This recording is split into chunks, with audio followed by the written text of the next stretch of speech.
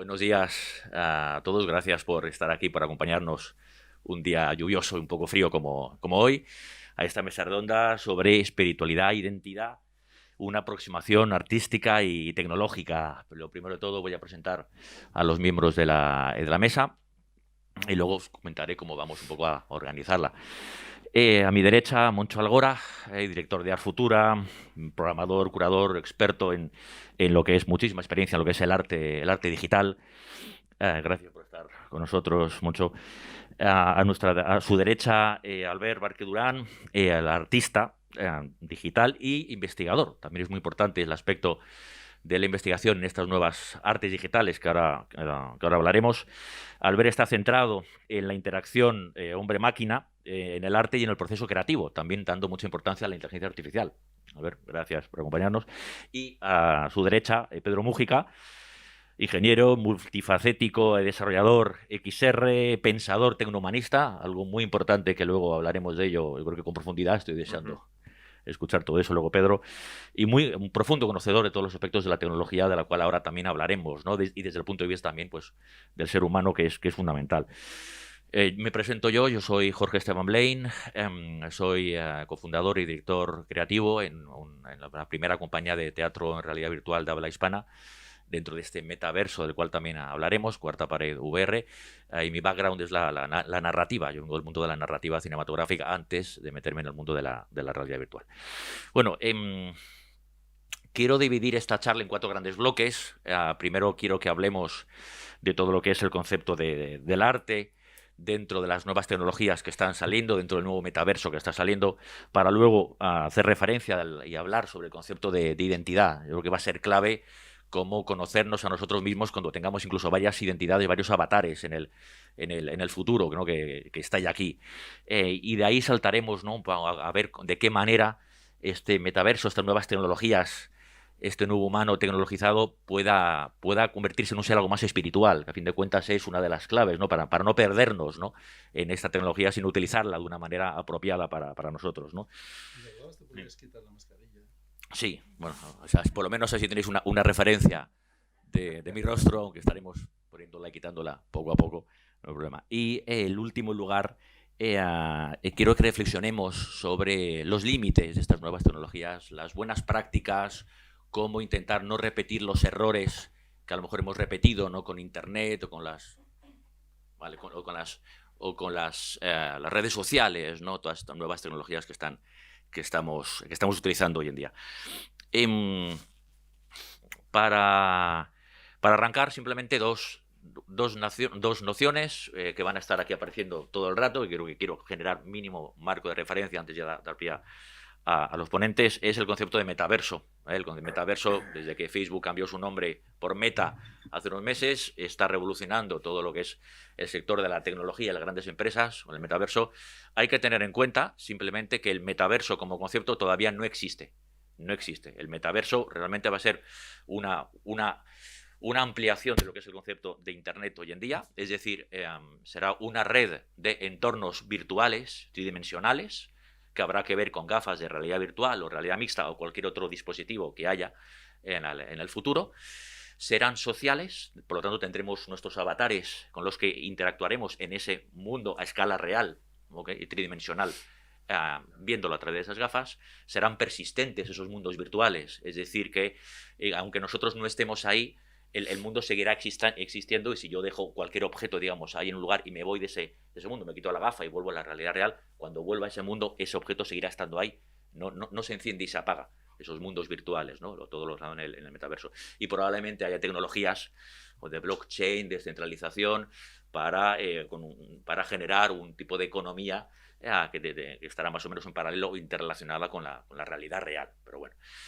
Por lo tanto, el concepto del metaverso lo hablaremos mucho. Hoy en día hablamos de metaversos a veces como mundos virtuales, aunque realmente el metaverso es como Internet. Hay un Internet, ¿no? Hay un ciberespacio, pues habrá un único metaverso, aunque ahora nos refiramos a veces al metaverso de tal empresa o el metaverso de tal entidad, pero realmente ahí habría que hablar de mundos virtuales.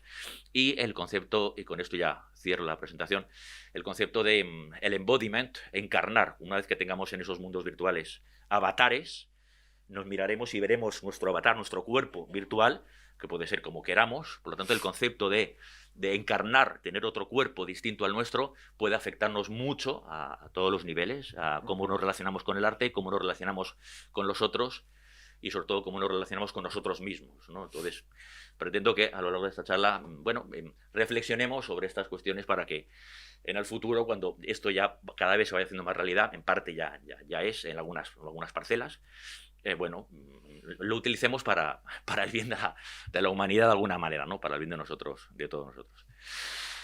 Sin más, quiero empezar hablando sobre arte. Quiero empezar dando la palabra a Moncho para que nos explique un poco y nos ponga algunos ejemplos de arte digital que van a tener que tener más que ver en el mundo de metaverso y la tecnología que nos viene.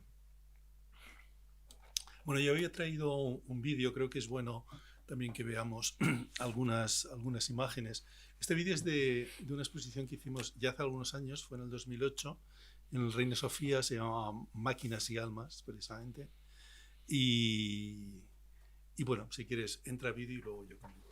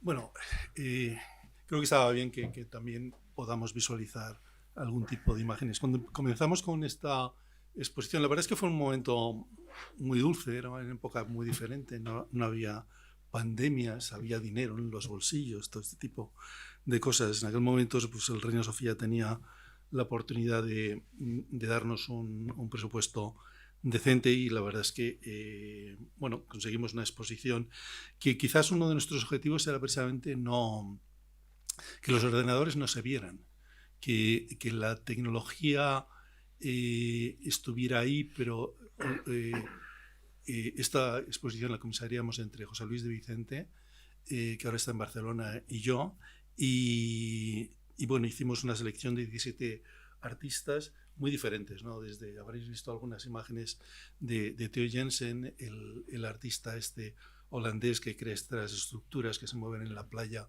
con el viento, o las esculturas de ferrofluidos de Sachiko Kodama, que es una artista japonesa que lo que utiliza son imanes controlados por ordenador para dar vida a estos líquidos que se llaman ferrofluidos.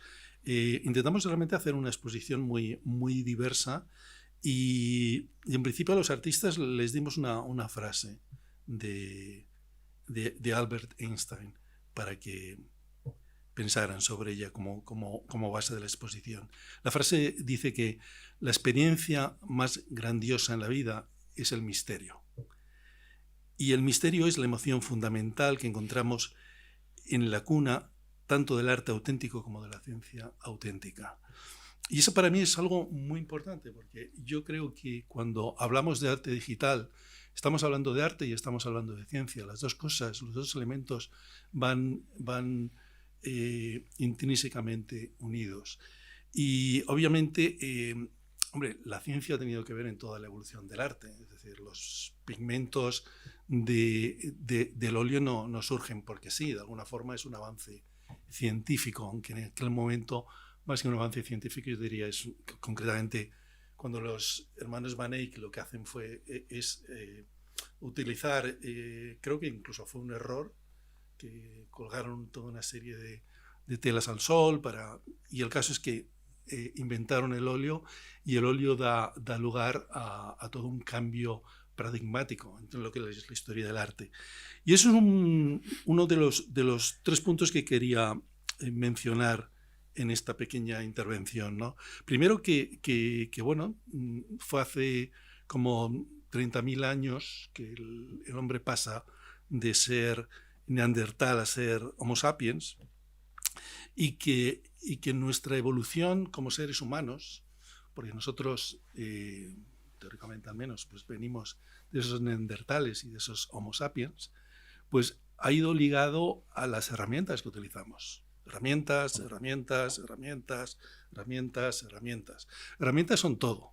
O sea, la gran diferencia entre nosotros y el hombre de las cavernas son precisamente que utilizamos herramientas diferentes. El hombre de las cavernas pues utilizaba pigmentos para pintar bisontes y siluetas de la mano en las cavernas, y nosotros pues ahora actualmente pues lo que utilizamos son realidad virtual, realidad aumentada y dígitos, y todo esto ha ido a lo largo de un proceso muy largo. O sea, que si quieres poner un punto intermedio, pues de lo que había hablado antes, el Renacimiento. El Renacimiento es un punto en el cual el arte se hermana con la ciencia y se comienza a utilizar la perspectiva de una forma total en lo que es el arte, y hay toda una serie de avances científicos en un momento dado que se conjugan precisamente con el arte para hacer una sociedad tremendamente rica, y de alguna forma yo creo que es uno de los puntos álgidos en que el ser humano toma conciencia. Y toma conciencia. Estos días antes estábamos hablando mucho de lo que es la realidad, ¿no? Es que está la realidad virtual, está la realidad aumentada, y luego está la realidad real. Y yo ahí sí que de repente me ha surgido esta frase que tenía el Robin Williams, que decía, realidad, vaya concepto. Porque la realidad también ha cambiado. Claro, yo quería preguntaros hasta qué punto pensáis que el concepto de realidad, que ahora queda realmente algo muy, muy evidente, sabemos lo que es real, sabemos lo que no es real, ¿seremos capaces de, en un futuro próximo, comprender cómo el arte digital se vuelve igual de real que el arte no digital, que el arte que hoy entendimos como palpable real? Es decir, ¿llegará ahí algún tipo de conexión, y ahora hay esa diferencia entre ambos, o seguirá existiendo esa diferencia? Alguien decía, concretamente Marcel McLuhan, que la electrónica y todos los nuevos medios tecnológicos que no son un puente entre el hombre y la naturaleza, que son la naturaleza, son nuestra naturaleza. Y bueno, y Albert, tú como artista que bueno, digital, ¿cómo lo ves ese puente? Ahora mismo no hago distinciones entre realidades, es decir, me refiero a la realidad digital y realidad física. Esa es la distinción, digamos, que hago, pero para mí las dos son realidades.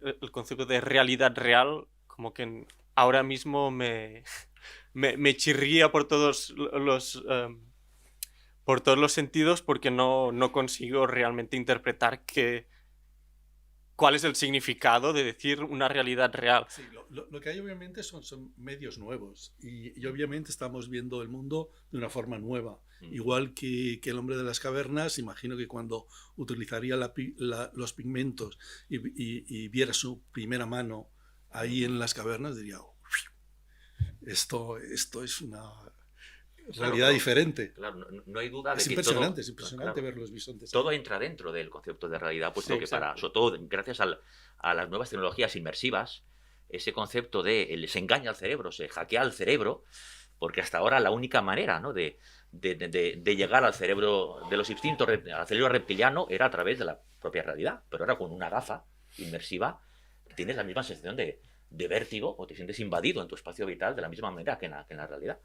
Sin embargo, eso realmente no existe. Pedro, ¿cómo lo ves? Para mí no va a haber distinción. Ahora la hay porque evidentemente no somos nativos digitales, pero los que ahora mismo tienen 8, 10 años, para ellos no hay distinción, y evidentemente con la tendencia hacia el hiperrealismo, menos la va a haber. En un futuro los jóvenes dirán, pero ¿por qué distingues entre realidad digital, artificial o real?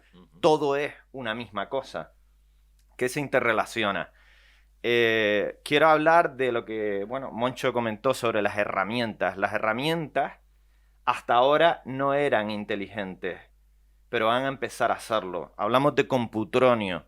El computronio es todo aquello atómico que es capaz de almacenar datos, operar con ellos, tiene inteligencia artificial en principio y está hiperconectado. La hiperconexión es importantísima, es lo que formará el Internet de las cosas, e incluyendo dentro de los procesos los datos a las personas, se convertirá en el Internet del todo.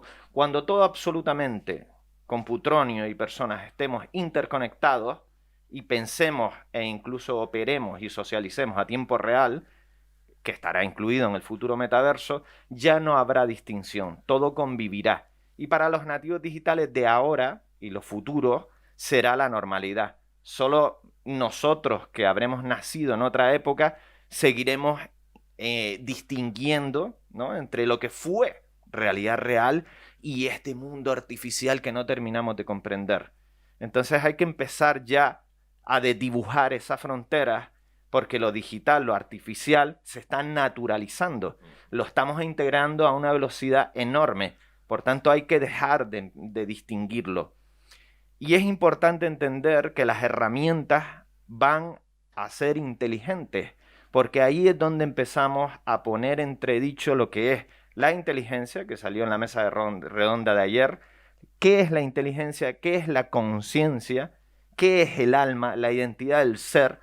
Si el ser humano va a tener esa supremacía sobre su propia creación, la máquina, o va a compartir lo que viene para que la máquina también tenga su propia conciencia y no nos vea solo como creadores, sino compañeros. Y ya acabo. Espera. De las máquinas. Eso, bueno, ya se verá. Total. Ya termino y ya te doy paso.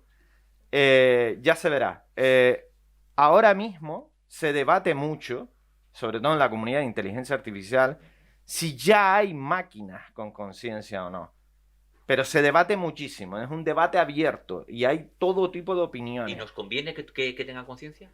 ¿Nos interesa o no? Ahí está la ética de la máquina o la ética de las personas que construyen esas máquinas a las que quieren dotar de una ética. Por ejemplo, ayer hablaron de un término súper obsoleto que son las leyes de Asimov, y ya acabo ya, de verdad. Las leyes de Asimov están súper obsoletas, hay que revisar lo que es la futura ética de máquinas y sobre todo la ética de las personas que están construyendo todo este mundo. No hay ni una sola corporación tecnológica que esté poniendo nada sobre ética encima de la mesa real. Se están creando muchas áreas dentro de las macros, Microsoft, Apple, Google, Facebook, Amazon, pero es todo de cara a la galería. Nadie se está preocupando por construir un mundo que realmente esté al servicio de las personas, que eso es lo que defiende el movimiento tecnohumanista. Y te doy paso, Moncho. Esto... ¿Por alusiones? No, de hecho hay una escritora que es la Sherry Turkle que ha escrito varios libros en esa dirección. Es una escritora americana que viene del MIT y que habla del ordenador como un espejo psicológico. O sea, el ordenador es un espejo. O sea, nosotros hemos visto, o sea, nos analizamos a nosotros mismos, vemos cómo pensamos, vemos cómo el pensamiento se dirige y eso lo trasladamos a la máquina. Y la máquina de repente no solamente piensa igual que nosotros, sino piensa mucho más rápido que nosotros. O sea, no solamente multiplica mucho más rápido, sino hace montones de operaciones muchísimo más rápido. Pero para mí esta es la clave y es el gran peligro del tiempo en el que vivimos.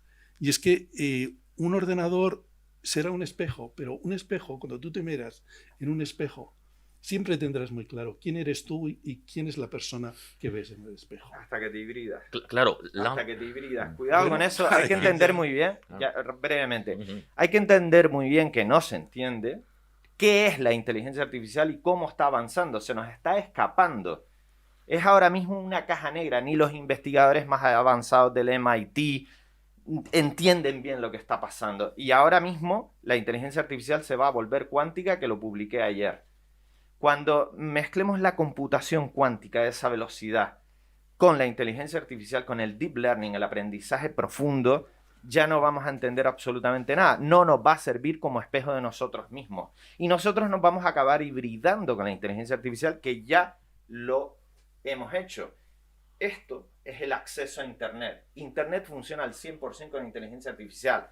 Creemos que es nuestra tercera piel, y Art Futura hablaba de la tercera piel y la segunda piel en el 98. Me acuerdo que fueron mis inicios hace 24 años. La tercera piel, creemos que lo controlamos, que dejamos el gadget ahí y ya somos nosotros, el ser humano, la supremacía. Pero esto está aquí todo el día. Lo tenemos totalmente insertado dentro de nosotros mismos. No lo abandonamos nunca. De aquí pasamos a la segunda piel, que son el computronio, las máquinas vestibles. Y de ahí pasaremos a la primera piel, los neuroimplantes, los bioimplantes. Ahí está la hibridación con esta inteligencia artificial que seguramente nos supere. Pero vaya por otros caminos. Y no lo vamos a entender. No va a ser nuestro espejo donde nos miremos. Va a ser otra cosa. Seguramente será otra cosa. Pero para mí es muy importante. Yo es que, al contrario que de Ray Kurzweil y gente que viene a decir que en un momento dado que nuestra conciencia se las pasaremos a las máquinas, Ray Kurzweil pues podrá tener todo el dinero que quieras y será mi asesor de presidentes y todo eso. Para mí es un perfecto idiota. O sea, es una persona yo no lo sigo a Kurzweil, yo creo que está obsoletísimo. Que no entiende algo esencial. Y es que el ser humano... puedes llamarlo alma, puedes llamarlo conciencia, puedes llamarlo de muchas mismas formas. Y de hecho, la conciencia que tenía el ser humano en las cavernas o el ser humano en el Renacimiento es muy diferente de la conciencia que tenemos nosotros ahora mismo, ¿no? Claro, pero es un proceso... Eso ahora, porque ahora mismo somos uno, como tal, y me siento uno. Cuando no me sienta uno, como está empezando ya a pasar con las máscaras en las redes sociales... Sí. ¿Cómo me afectará eso a mi conciencia? ¿Por qué? Sí, porque ahora mismo tenemos un único cuerpo. En el momento en el que encarnamos distintos tipos de cuerpos, distintos tipos de avatares dentro de ese metaverso, ¿podremos seguir teniendo una sensación de yo concreta? ¿O de qué manera conseguiremos realmente conocernos a nosotros mismos? DPA. Ese concepto de conciencia va a cambiar y es una de las cosas que tenemos... Pero es muy importante, y en ese sentido sí que estoy con él, de que es muy importante descubrir los aspectos más humanistas de estas nuevas tecnologías. Exacto. Quiero hablar del Que DPA, no el desdoblamiento psicoemocional avatárico, que ya se está estudiando. Ya no hablamos solo del embodiment, que es sentirse como ese avatar, cuando la inmersión y la presencia alcanzan los grados adecuados. Porque ahora mismo con pantallas 2D no se consigue, hay que entrar dentro. Y el dispositivo que nos permita estar dentro tiene que tener el grado concreto de presencia, que es algo que funciona inconscientemente. Hasta que no dices, wow, esto es artificial, pero mi cerebro me está diciendo que es real, no entiendes lo que es la presencia y la inmersión. Cuando eso ocurre, se produce lo que llamamos el desdoblamiento psicoemocional avatárico. Hay una segunda identidad, una segunda conciencia que empieza a vivir por sí sola. Y pongo dos ejemplos para que no sea tan abstracto. Linden Labs, la creadora de Second Life, una de sus trabajadoras, después de 2 años de trabajar en la realidad virtual 10 horas al día, definió lo que se conoce como el síndrome de línea temporal difusa. Quiere decir que cuando volvía a la realidad real, la seguía viendo como virtual. Por tanto, desaparecía la distinción entre realidad real y realidad artificial. Y le costaba muchísimo, ¿vale?, poderle decir a su cerebro inconsciente desde el cerebro racional que lo que estaba viendo era la realidad real, porque su cerebro la seguía identificando como un continuo de la virtual. 2 años, 10 horas al día, y está estudiado. Y otro es el de una trabajadora de Facebook que le ocurría exactamente lo mismo después de trabajar 3 años también, 10 horas al día o parecido en la realidad virtual. A ella lo que le ocurría es que cuando volvía a la realidad real, se miraba al espejo y se veía como su avatar. Le costaba muchísimo. Veía con el ojo que verdaderamente ve, que es el ojo interno del cerebro, no el perceptor que tenemos en la cara. Con su ojo interno veía a su avatar y de hecho quería volver al metaverso, quería volver a ese entorno virtual, porque se identificaba mejor con su avatar y todos sus activos digitales en el metaverso que con la propia realidad del apartamento donde vivía y su aspecto físico. Albert, como artista, a ti el concepto de avatar y de tener usuarios o de tener, digamos, tu arte digital que pueda ser visto de manera inmersiva, ¿te va a beneficiar? ¿Qué pros y contras crees que puede tener? ¿De qué manera piensas utilizarlo? El uso de que tu usuario esté en el propio metaverso, esté dentro de tus experiencias artísticas con sus propios avatares o no. ¿Cómo te posicionas ahí? Buah, ¿por dónde empezar? Ah. No, primero utilizamos este concepto de conciencia. Bueno, ahora lo siento, pero va a salir como mi background más académico Por favor, claro. de PhD en Computational Cognitive Science y todas las historias. Pero supongo que todo el mundo tiene claro que no se trata de un sistema binario, no es algo consciente o no consciente, hay un espectro y hay muchos niveles, y por eso se hace, o lo llamamos que es el hard problem, y es el problema tan difícil de describirlo, hacer predicciones sobre un sistema complejo como ese. Y eso me lleva a tu pregunta, y es sobre cambios de percepciones, sobre identidad, cuando hay una transformación, en ese caso, de un artista o de una identidad desde el mundo físico, que hemos dicho que era real, pero el mundo digital, que también hemos considerado que formaba parte también de la realidad. Bueno, en mi experiencia subjetiva sobre el tema, justamente ahora más que nunca me estoy adentrando en un nuevo proyecto en el que, bueno, creo que va a ser a largo plazo, y en ese sentido he creado un avatar que se llama Albert.data, en el que estoy como segregando, no sé cuál sería la palabra en español, todas mis funcionalidades, por así decirlo, como artista, o todas mis expresiones artísticas a través de esta identidad digital. ¿Dónde va a llegar eso? No lo sé, de hecho por eso me interesa tanto el hecho de explorar y experimentar con esa identidad, ese cambio, esa evolución de identidad como artista, pero el objetivo está claro, o la reflexión está clara, que lo que me interesa es el cuestionamiento constante sobre, uno, yo como ser humano y lo que significa, y dos, mis habilidades o mis características a nivel expresivo, el de no ser yo como artista humano físico el que esté ejecutando o expresando mis proyectos en entornos y contextos puramente virtuales. Primeras nociones a nivel subjetivo, estoy hablando, me gusta muy poco hacer vaticinios sin datos, defecto profesional, imagino, por eso quiero enfatizar a nivel puramente subjetivo y con un poco de datos, esto sí, porque tenemos publicaciones.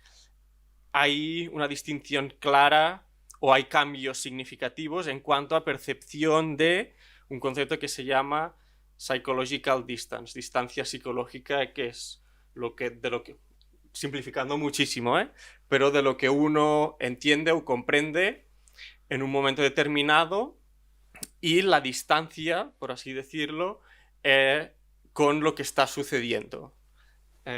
Y eso lleva pues diferencias a nivel emocional, o sea, repercute a nivel emocional tus comportamientos y tu forma de entender desde lo que tú estás entendiendo, comprendiendo, a la acción o el behavior que está sucediendo. Pero no hay, o sea, hay un montón de contradicciones en sí mismo. Es decir, esta distancia psicológica te hace... Perdón, odio hacer estas cosas. Detach, ¿cómo sería en español? Desapego. Desapego, sí. Sí. Uno puede imaginar rápidamente que dirías, ostras, eso crea como mucho desapego entre el contexto virtual, el entorno virtual y lo que soy yo como persona física.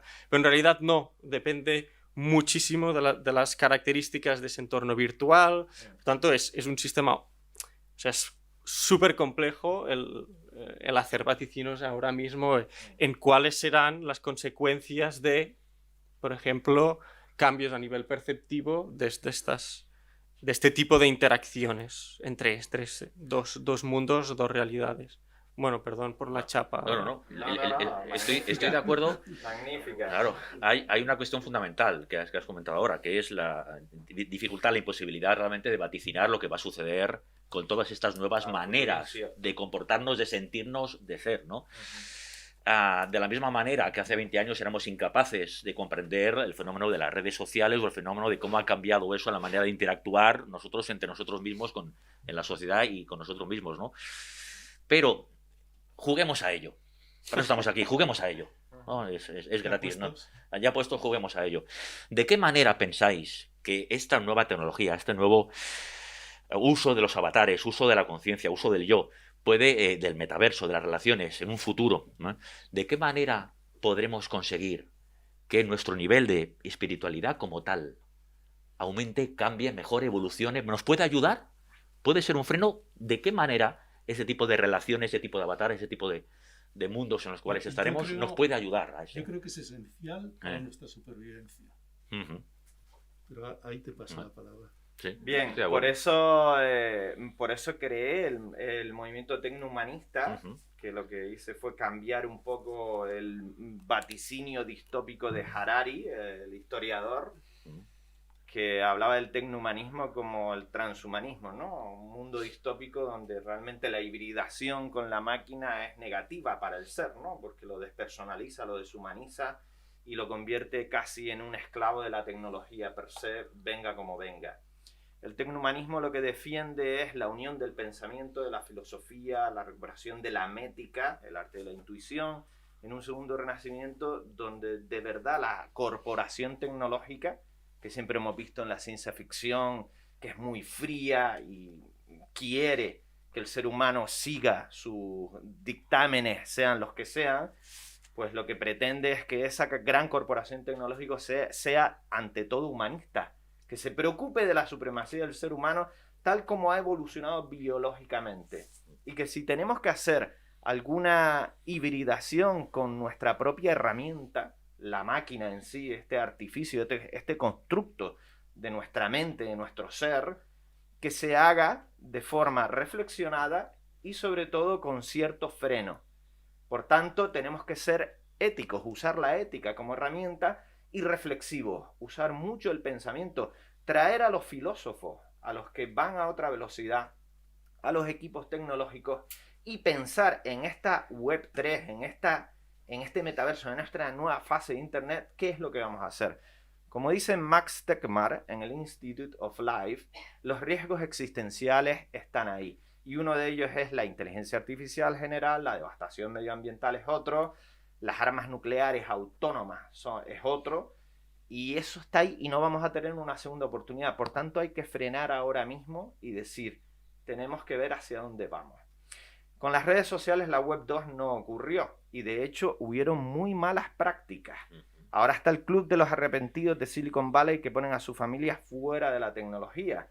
¿Por qué? Usaron el Instituto de la Captología con experimentos del siglo XX de la Universidad de Stanford para introducir en las redes sociales mecanismos adictivos. Y esto se hizo a conciencia, con muy mala ética, solo para generar beneficios millonarios. ¿Y tú cómo cambiarías ahora? Tienes Instagram. ¿Cómo lo cambias?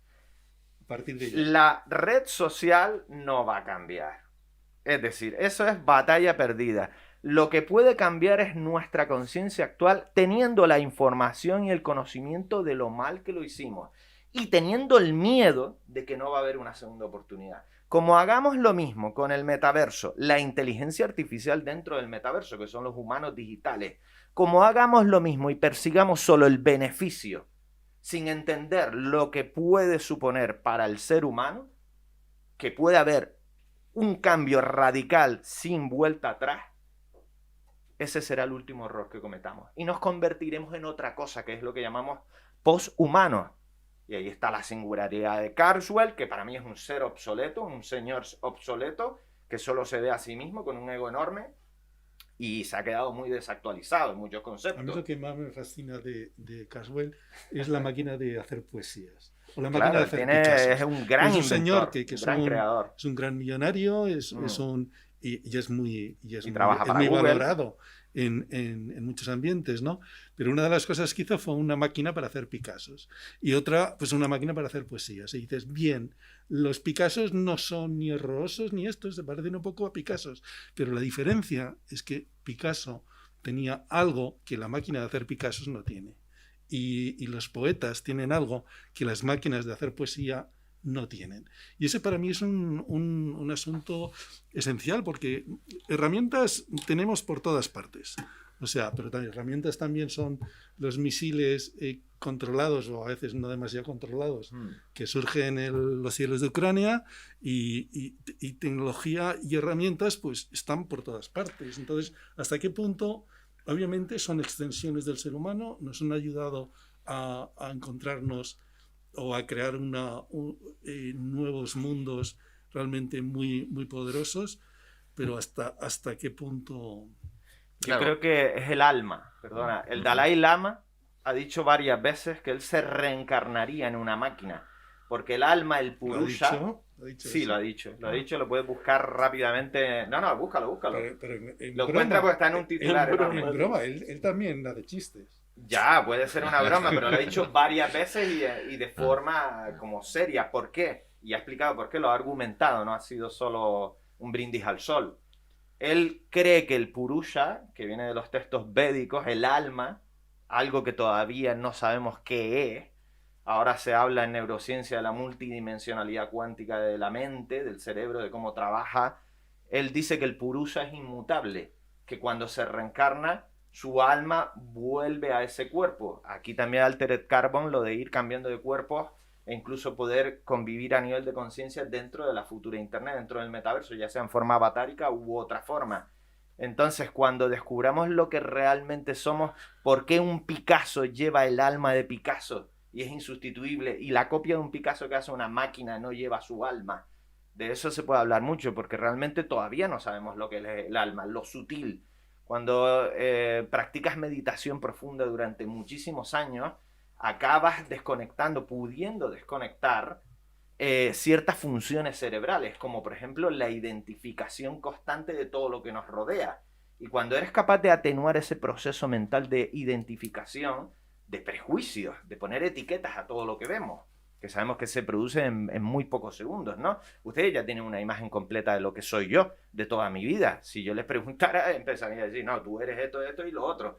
Es una identificación muy relacionada con la supervivencia. Cuando tú eres capaz de atenuar este proceso, queda algo. Siempre queda algo, es lo sutil. Ese es el alma, es lo que nos mueve cada día, es lo que llamamos conciencia, es lo que llamamos ser. Y eso todavía no está descubierto, no puede ser definido por la ciencia ni por procesos matemáticos. Y de alguna forma, como estamos creando una herramienta que es la inteligencia artificial, que está imitando patrones de conducta en todos nuestros datos e incluso en lo que somos, empezamos a descubrir que esa máquina en algún momento podría encontrar también esa sutileza y esa conexión con el universo. Porque ahora, otra cosa que quiero decir, se está diciendo que el quinto estado de la materia es el de la información, que esto viene de los Vedas, Akasha. Se acaba de descubrir, salió en Tendencia 21 en un estudio que está aquí ahora, la semana pasada. Si el quinto estado de la materia, un sólido, líquido, gaseoso, plasmático e informacional, es real y va a tener una forma matemática, quiere decir que nosotros estamos conectados a través de nuestra cultura, nuestra civilización, nuestro conocimiento. Podemos llegar a tener no solo una conciencia, una inteligencia colectiva, sino un alma colectiva. El ser humano es uno solo, ¿no? Y esto, la filosofía antigua habla mucho de ello, que somos un océano, nuestra vida solo son gotas que se desprenden de una ola y nos creemos especiales sin entender que con nuestra muerte, y la muerte es importantísima, vamos a volver a sumergirnos en el océano que somos todos. Porque siempre vivimos sin pensar, sin querer atrevernos a entender que vamos a morir. Desde que nacemos estamos muriendo. Los yogis miden la vida por el número de respiraciones. Y cada respiración es importante porque te conecta con el universo y en la expiración te representas individualmente hacia él. Esto tiene que ver mucho con la espiritualidad. Por tanto, lo que está ocurriendo es que en la hibridación con esta herramienta que es la máquina, estamos también haciendo que esa máquina intente conectarse a lo que es todo el universo, que es la verdadera realidad. Perdón. La máquina inteligente, es importante hacer esa distinción. Supuesto, una cosa es la revolución industrial, máquinas, hacer muchas sillas, hacer muchas cosas, y otra cosa, llega un momento en que a través de la tecnología digital se crea una máquina inteligente. Exacto, esa es la gran revolución. Porque Albert, tú en tu proyecto ahora, en tu proyecto ahora estás creando un doble digital tuyo con inteligencia artificial que pretendes también que ayude en el proceso creativo, digamos, como antes comentaba Pedro, es decir, intentas plasmar también de alguna manera que sea, no digo un sustituto, pero intentas dotarle de esa magia, de esa alma, digamos, que como artistas tenemos como seres humanos. ¿Cómo te posicionas? Bueno, de hecho hoy lo estoy haciendo mal porque tendría que haber mandado al avatar y no, Claro, y no bueno, a mí. Claro, un holográfico además, y todos con dispositivos. Lo tenemos que aquí pudieran ver. delante nuestro con las gafas que tenéis debajo de los asientos. Ah, no, vale. No ríais. A la próxima. Hay muchos a la festivales próxima, que los asientos. me lo, sí, que Te me lo lo piden y que, bueno, en fin. Pero entrando, digamos, en el juego de que decíamos, hacer vaticinios, la mejor forma que se me ocurre es hacer símiles con mis pasados proyectos que han estado tremendamente involucrados en interacciones hombre-máquina, sobre todo a nivel visual, trabajando, explorando, experimentando con inteligencia artificial durante procesos artísticos y creativos. En realidad, el objetivo era el mismo que contaba antes para mí, de forma subjetiva, que era el continuo cuestionamiento sobre mis capacidades como artista plástico físico. En realidad, ahora sí que soy capaz de dar como algunas pinceladas, nunca mejor dicho, sobre cómo fueron estos procesos a nivel más conceptual, pero también a nivel más emocional y de sensaciones y percepciones durante estas interacciones. En realidad ha sido brutal. Ahora visto de una perspectiva más meta y con tiempo, ha sido brutal porque el cuestionamiento ha sido constante.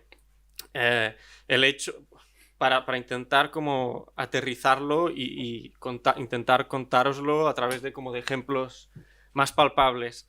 Uno de los grandes proyectos que hemos hecho fue con Mario Klingemann, que es uno de los mayores artistas con inteligencia artificial. Hicimos de este proyecto que se llamaba My Artificial Muse, y lo presentamos en Sonar, en Barcelona, y luego ha estado en bienales por todo el mundo. Jolín, de repente, trabajando con algoritmos que son capaces de generar un output a nivel visual tremendamente potente, cuando uno lo percibe como un artista que ha recibido educación tremendamente tradicional y clásica, cuando ves una imagen en digital y de repente dices, ostras, no tengo la más mínima idea de si alguien me pide ahora cómo trasladar esta imagen digital a un formato clásico, como puede ser una tela con pinturas y un pincel, es que no tengo ni idea de cómo recrearlo. Pues el hecho de que parece ahora como una anécdota, pero en realidad para mí como artista supuso como un destrone, por así decirlo, de mis habilidades. Pero para positivo, evidentemente. Eso me pareció, bueno, es uno como de los tótems a los que me agarro cuando reflexiono sobre este tipo de proyectos, y creo que me va a suceder, o quiero pensar, sigo con el juego, de imaginar algo similar con lo de el avatar y dotar a esta identidad puramente virtual todos mis... como forma de canalizar todas mis expresiones artísticas. Ahora mismo me es imposible pensar en qué momento va a llegar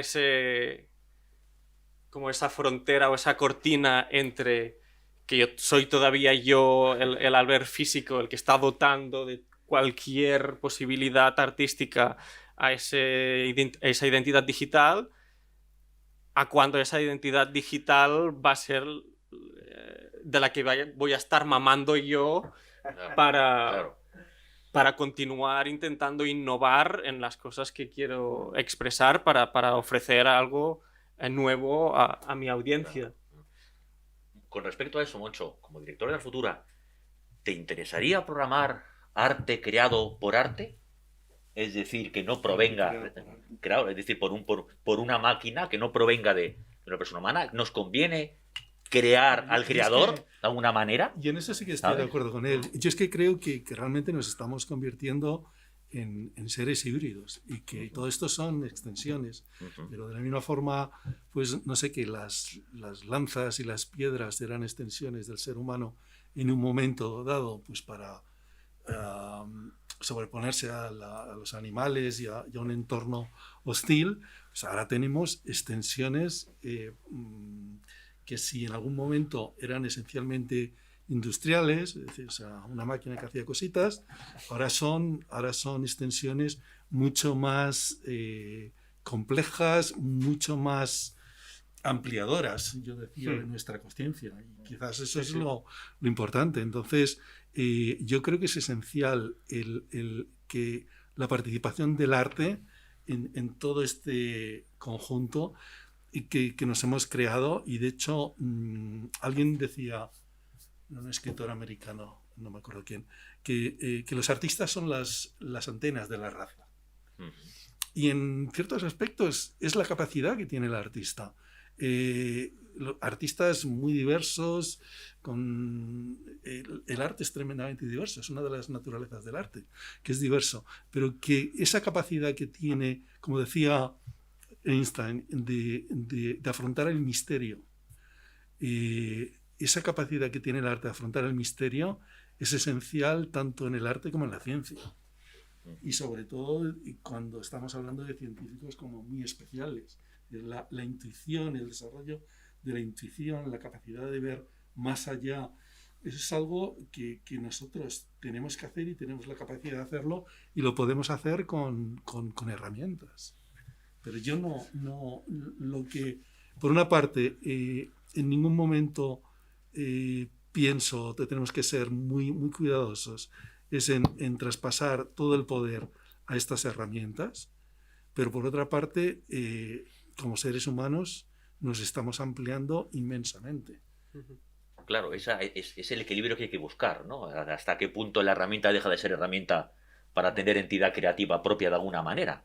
¿No? Es decir, si el algoritmo es capaz de generar un cuadro que yo, como cualquier artista, a lo mejor no es capaz, ya la posición del artista es distinta. La posición del artista es un intermediario, es decir, yo tengo que crear al creador. No, yo creo que es importante, o sea, por tú encima puedes de eso, ¿no? utilizar algoritmos y puedes utilizar herramientas muy sofisticadas, pero yo creo que es muy importante el primer impulso creativo, y que el primer impulso creativo, ahí sí que pienso que tiene que estar relacionado con el ser humano, porque el ser humano tiene unas capacidades de intuición y de creación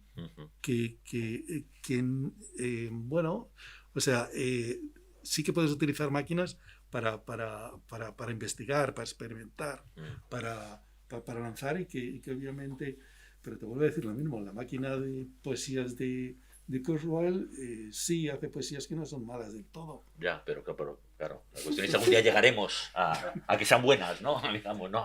Pero les falta algo. Claro. Bueno, lo que contaba anteriormente es justamente, quizás se ha malinterpretado, pero justamente era como idea tremendamente poderosa el hecho de utilizar estos algoritmos como extensión que añaden y que actualizan, por continuar con el ejemplo anterior, actualizan mi paleta de colores, por así decirlo, o actualizan, en este caso más concreto, el nivel de texturas que no estoy acostumbrado o que no estamos acostumbrados a ver en nuestra realidad física, y que hay, pues en este caso, hablando de estética, un tipo de texturas que existen en el mundo digital o virtual y que en nuestro día a día, en la realidad física, no lo vemos.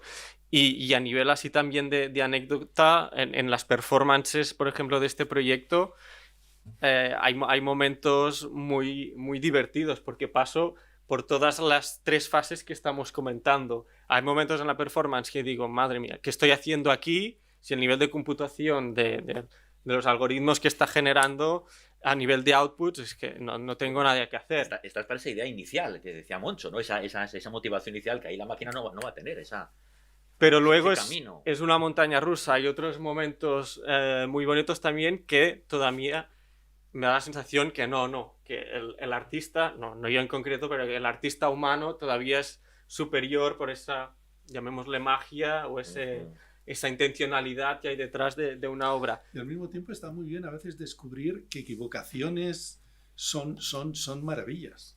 Y eso yo creo que forma parte del arte, cuando ya sea con pigmentos o con dígitos, de alguna forma dices, caray, esto está muy bien. Y yo ni siquiera lo he intentado hacer. Claro, pero el Esa es error parte también se puede introducir en el proceso creativo de una máquina y ya hay máquinas creativas. Pongo 2 ejemplos, porque cuidado que se está intentando decir que la máquina nunca va a llegar a ser creativa y que la creatividad es lo que nos diferencia como seres humanos de las máquinas que creamos y eso nos pierde. Cuidado, ¿eh? Porque, sí, perdona, solo 2 ejemplos. Uno, la película... bueno, no recuerdo el nombre, a ver... No, es una película muy indie. Bueno, da igual el nombre de la película, es sobre inteligencia artificial, es el nombre de una niña, ¿no?, que tiene inteligencia artificial, y lo importante es que el tráiler de la película completo fue creado por Watson. IBM Watson es una inteligencia artificial actual que evoluciona muy rápidamente y creó el tráiler completo. Se lanzó en campaña, ¿vale? Y nadie supo que ese tráiler había sido creado por una máquina. Todo el mundo lo dio por un tráiler válido más. Y era válido, era coherente. Era válido, era coherente. Imitó los patrones de los trailers. Claro, pero cuidado. Ahí ahora hablo de GPT-3 de OpenAI para que veamos lo de los patrones. Se le alimentó, porque era un sistema de aprendizaje automático, se le alimentó con 100 trailers y él imitó. Pero lo importante es que no supimos que era un tráiler creado por una máquina. Pero después el debate a posteriori es, pero la máquina no sabía lo que hacía, le faltaba el alma, le faltaba la intuición, le faltaba el error, ¿no? No era consciente de que estaba creando un tráiler. Al igual en guiones para publicidad se está usando mucha inteligencia artificial y hay guiones magníficos que después han producido seres humanos. Ahí está la colaboración entre el ser y la herramienta. Y por último, el último ejemplo porque queda muy claro. GPT-3. GPT-3 es una inteligencia artificial enorme, ha sido creada con más de 175.000 millones de parámetros y ha sido alimentada con todo el conocimiento que hay público en Internet. Todos los documentos que están en público, toda la Wikipedia, todo lo que te puedas imaginar. A día de hoy tú a GPT-3, que mantiene una conversación en lenguaje natural perfecta, salvo cuando ahora, te diré, le empiezas a preguntar cosas como ¿cuántos arcoíris hacen falta para ir saltando desde Los Ángeles a Hawái? Pues te contesta que 7 arcoíris. No sabe lo que contesta, pero es capaz de crear el lenguaje correctamente, gramaticalmente perfecto. Si le pides una crítica de Schopenhauer, te la da al milímetro, pero te la da en medio segundo, cuidado. Y si le pides un script, un guión de cine, te lo va a dar perfecto, con el desarrollo de todos sus personajes. Lo que pasa es que GPT-3 solo usa procesamiento de lenguaje natural y generación de nuevo lenguaje en base a todos los datos, no sabe lo que está haciendo. pero ¿hasta cuándo no sabrá lo que está haciendo? Ese es el despertar de la inteligencia artificial general, de algo que empieza a funcionar según nuestro cerebro, y ese es el peligro. Por eso el tecnohumanismo, por eso hay que frenar, reflexionar y pensar de en qué momento, porque puede ser el año que viene, o en 5 años, o en 10 años. Futuro incierto, no lo sabemos, pero es peligrosísimo. Según Kurzweil, ¿cuándo era el momento? Le ha ido cambiando, por eso Kurzweil es como, era 2045, después lo pasó a 2032, ahora está en 2029. Él cree en el transhumanismo, en la inmortalidad, se quiere criogenizar, toma 100 vitaminas al día. Para mí no es un ejemplo para poner en el estado actual en el que estamos de reflexión y pensamiento. Es un señor que se ha quedado muy atrás, hay algo muy pero bueno, interesante es el más famoso. del hecho artístico, y es que no solamente en el hecho artístico tú tienes dos partes, uno es el emisor o el artista y otra el receptor, la persona que lo siente y lo aprecia. Y en este momento estamos hablando sobre todo del emisor, ¿no? El emisor, pues que el ser humano con sus herramientas y su inteligencia artificial, etcétera, etcétera.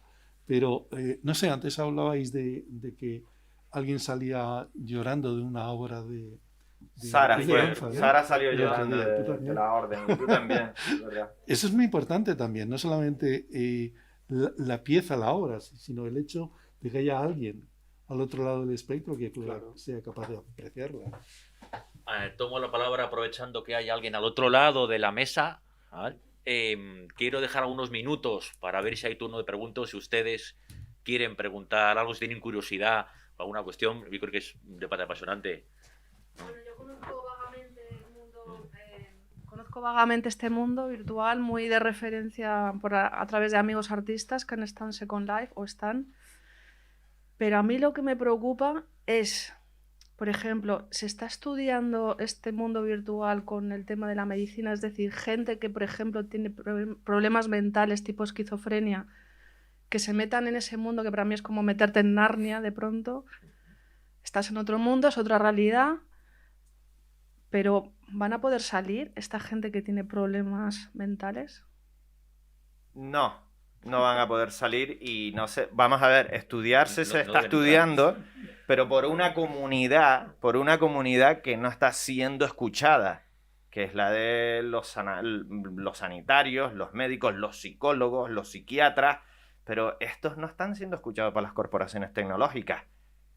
De hecho, en junio de 2020, que participé en una mesa redonda con los neurocientíficos de este país, entre ellos López de Mántraras y otros, ocurrió que Elon Musk, el famoso industrial de Tesla y otras, presentó Neuralink. ¿Conocen Neuralink? Bueno, es el primer neuroimplante, junio del 2020, cuando estaban en la pandemia confinados o despistados, el primer neuroimplante que es capaz de introducirse en el ser humano en un solo día. Un robot médico te lo introduce a nivel de superficie craneal y hay 100 filamentos que se introducen en ciertas áreas de tu cerebro para conseguir la interacción humano-máquina a través del pensamiento. Y él lo presenta, él es un gran transhumanista, de hecho le puso un número de serie a su hijo que después lo obligaron a cambiar, y esto es solo una anécdota para que entendamos cómo piensan los transhumanistas, en muchos grados, en otros no, pero él lo presentó diciendo, aquí tenemos a la cerdita Gertrudis neuroimplantada y somos capaces con inteligencia artificial de hacer modelos predictivos de cómo se está moviendo en el futuro. Se adelantaban casi 3 segundos a los movimientos que iba a hacer Gertrudis con un 95% de acierto. Y él decía, esto se va a usar para enfermedades graves, Parkinson, lesiones graves de la médula, etc. O sea, venimos a dar esperanza a personas que se pueden recuperar con nuestra tecnología. Pero si tú te ibas a la web ese mismo día, a la web de Neuralink, en letra pequeña ponía, cualquier persona sana, y esto no sé si sigue publicado, pero en ese momento estaba publicado, cualquier persona sana que quiera ser neuroimplantada es bienvenida a recibir más información sobre nuestro producto, porque realmente Elon Musk y su corporación lo que quieren es que nos neuroimplantemos y acabemos viviendo en su futuro metaverso, el de Neuralink, el de la corporación. no se está teniendo en cuenta los problemas psicológicos a medio y largo plazo que vayan a ocurrir con personas que son débilmente mentales o cualquier patología asociada que puedan tener o cualquier desorden. Ocurrirá como la web 2.0, como el dilema social presentó en Netflix, como las redes sociales. La jungla. Sálvese el que pueda. Esto es lo que vamos a vender en el mainstream. Cualquier otro caso que se salga, ya veremos. O sea, no está teniéndose en cuenta hacia dónde vamos. No sé si te contesto la pregunta. Perdona, recordemos, y puntualizo, no, recordemos que hay gente con un mayor nivel de sensibilidad a este tipo de alteraciones de entornos virtuales, pero que no es algo que venga de ahora. Hay una persona, personaje de ficción, Alonso Quijano, al cual no le convenía leer tantos libros. Y acabó persiguiendo, luchando contra los molinos. Entonces, quiero decir que cualquier tipo de herramienta de alineación de la realidad, ahora la realidad virtual, con los medios inmersivos, pero un libro, también en gente proclive a eso, puede tener consecuencias negativas. Pero claro, están los niños. Cuidado, o sea, cuidado con los niños, con los jóvenes y todas estas técnicas de crear adicciones o crear mecánicas que te lleven, como la trabajadora de Facebook, a querer vivir más tiempo en el metaverso, en los mundos inmersivos artificiales, que en la realidad. No se está teniendo en cuenta. La tecnología avanza con la única máxima de obtener beneficios y tener a los inversionistas contentos. Todas las propuestas de ética, pensamiento y filosofía en el mundo corporativo tecnológico han fracasado. De hecho, se les ha dicho a los trabajadores, a los que intentaban decir, oye, cuidado con este nuevo servicio o producto que puede tener implicaciones, y dice, cuidado, tú sigue el guión. No, a la calle, venga, juicio todo. Son los grandes escándalos de Facebook, Google, etc. A día de hoy no se tiene en cuenta. Va a tener que ser regulado a nivel de gobiernos y leyes, pero la ley no puede legislar sobre algo que no existe. Ese es el gran problema, la lentitud de la ley.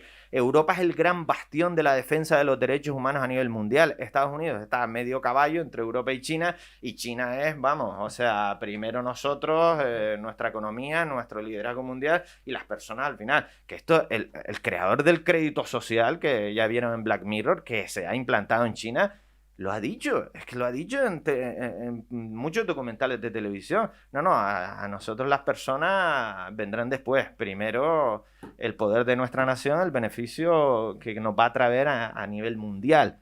No se está teniendo en cuenta. Es que más claro, lo que pasa es que esto lo conoce muy poca gente. Muy poca gente. Yo creo que incluso los trabajadores de las corporaciones, ahora Facebook va a dar 2.000 puestos de trabajo aquí en Madrid, que abre un gran data center. Si me llamaran a mí, yo acabaría trabajando para Facebook. Y sé que el entorno de Facebook que se va a implantar aquí, que está a nivel mundial, no tiene en cuenta la ética y al ser humano para nada. Es que está súper despegado del desarrollo tecnológico. Los tecnólogos que trabajan en inteligencia artificial, en realidad virtual, en metaversos, están preocupados porque la tecnología avance y que todo se desarrolle a buen ritmo. No se paran a reflexionar qué problemas va a traer para el ser humano y qué adicciones va a tener y por qué tenemos siempre el móvil en la mano y si te olvidas en el hotel vas a por él. O por qué estás ahí dándole que te pego y tienes más de 500 interacciones con las redes sociales al día. Eso no se tiene en cuenta.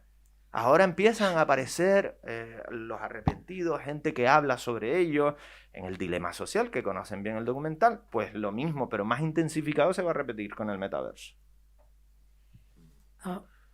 Yo tengo la idea de que estamos dibujando aquí un paisaje perfectamente onanista. O sea, es un sistema de relaciones entre la tecnología y el humano que empiezan y acaban en uno mismo.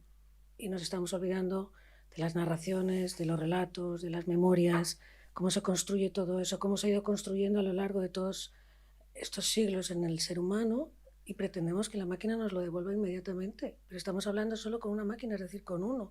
No hay más narración que una, la de uno con una máquina. Y lo que la máquina le devuelve. ¿Qué posible? Entonces, la máquina no es más que una construcción de uno mismo, humana. Entonces, el humano se refiere a sí mismo a la máquina y espera que le devuelva ¿a qué? Hombre, si piensas así de Internet, pues puedes hablar de Internet de miles de formas y tiene sus lados positivos y sus lados negativos. Pero una de las cosas que ha hecho Internet y que hace sencillamente 30 y pocos años no existía, era que de repente ha hecho como un paso gigantesco a eso que llamamos mente global. O sea, en el fondo, todos nosotros ahora nos podemos comunicar mucho mejor y no es comunicarse con una máquina. Tú te estás comunicando ahora de una forma mucho más rica y con mucha más gente que la gente se comunicaba hace más de 30 años. Una cuestión, ¿qué pasa con todo ese conocimiento que no ha sido digitalizado, que no ha entrado en la red? Porque hay conocimiento que no hay memoria que no ha entrado a la red, hay conocimiento que no ha entrado a la red, por lo tanto nunca va a estar en el sistema de retroalimentación en el que se va a basar toda esta especie de paisaje y paradigma tecnológico respecto al hombre. Bueno, antes de ese conocimiento existía, pero concretamente ¿a qué te refieres? ¿Qué conocimiento te refieres? Por ejemplo, libros que se han escrito y que no permanecen ya más en la memoria porque quedan arrumbados en librerías y después se han hecho polvo porque no se han digitalizado. Materiales audiovisuales que han perdido ya su formato y no se han podido digitalizar.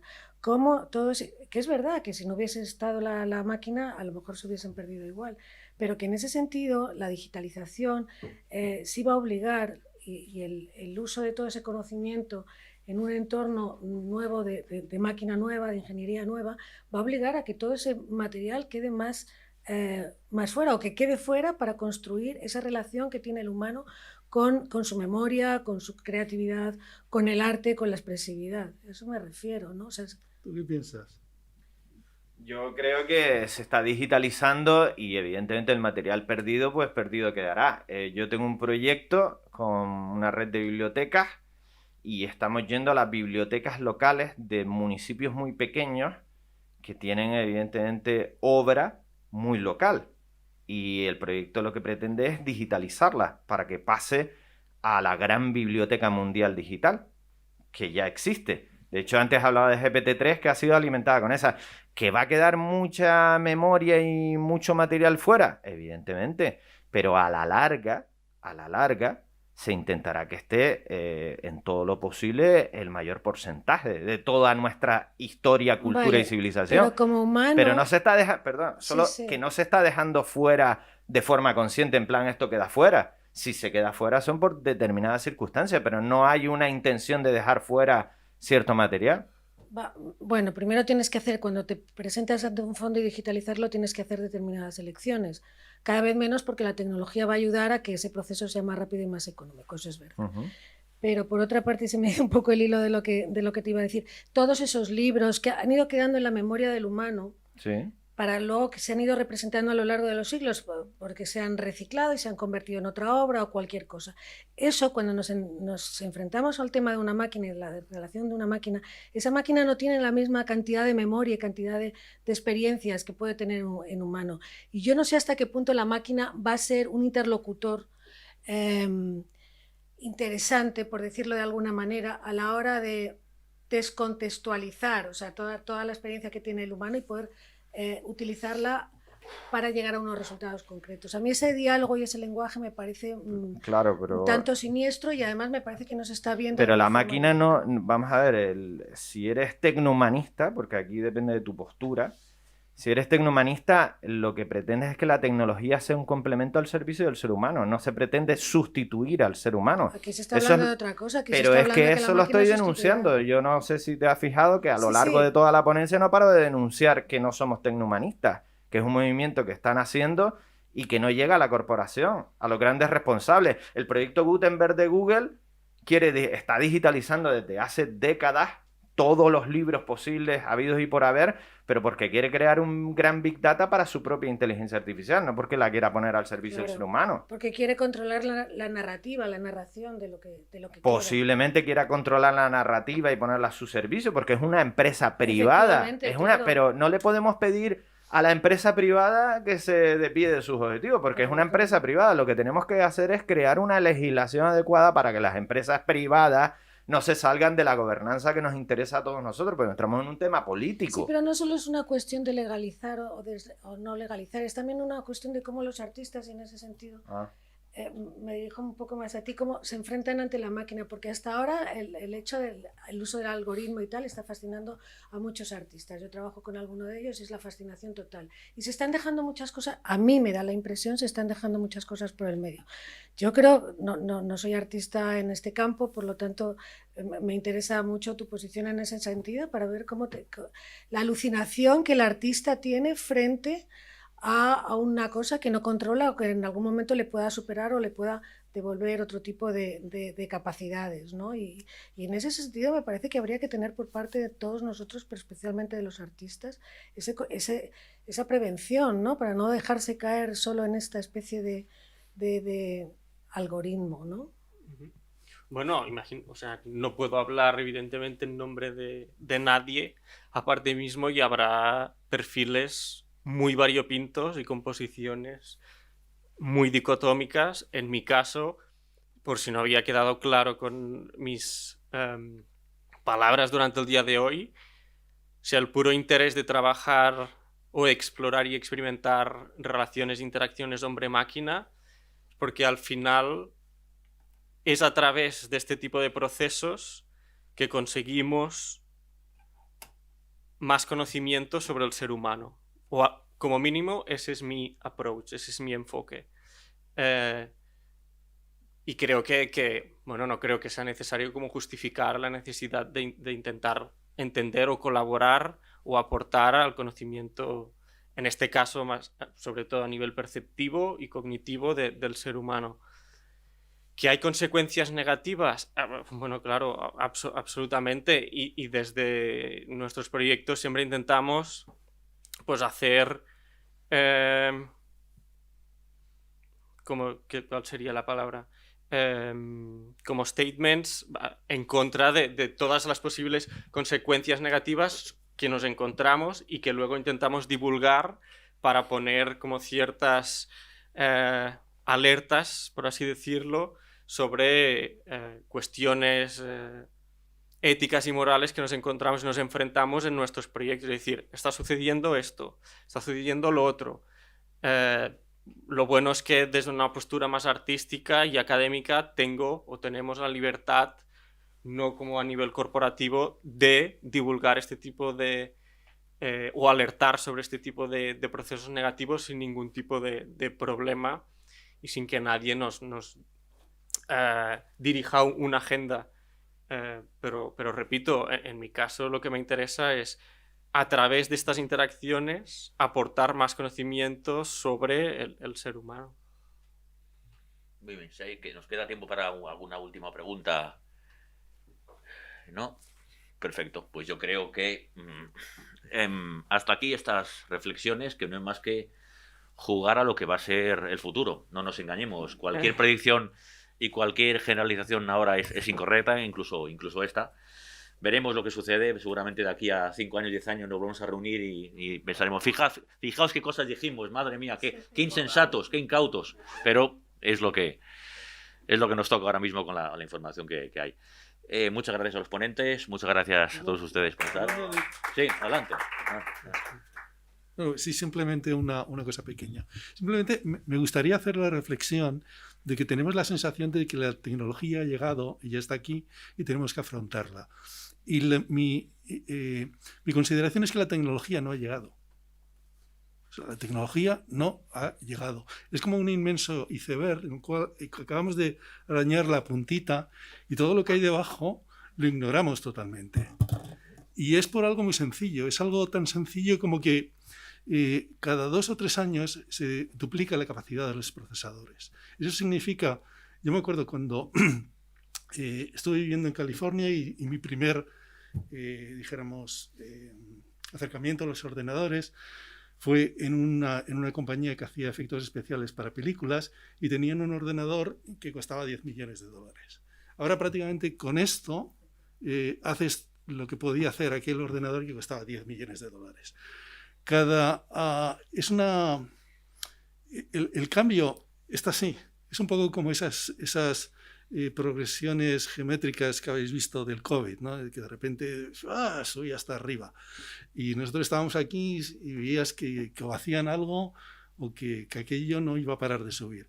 Pues Ahora estamos en ese momento, porque por lo menos para los próximos 20 años, y ya no te digo así, cuando encima entra y se desarrolla realmente con todo su potencial la tecnología cuántica y todo esto, ahora estamos en un momento que para los próximos años, esto de que cielos e infiernos están ahí, pues es auténticamente real, porque la capacidad que tienen estas máquinas, si ha sido asombrosa hasta ahora, todavía lo va a ser mucho más en las próximas décadas. No es cuestión de que 5 años, es cuestión de simplemente en 10, 15, 20 años la capacidad de estos cacharros va a ser tan impresionante que por eso es muy, muy importante que tomemos conciencia de lo potentes que son. Claro, y es fundamental que también nosotros progresemos, evolucionemos y que estemos a la altura de la tecnología como tal para hacer un buen uso de ella. Eso es esencial, porque sí, en muchos aspectos es como si estuviéramos yendo al futuro claro, a 1000 por hora con claro, la nariz pegada al espejo. Y eso no puede ser. Muchas No, gracias. no, Ahora sí, gracias. aquí lo dejamos. Gracias a vosotros.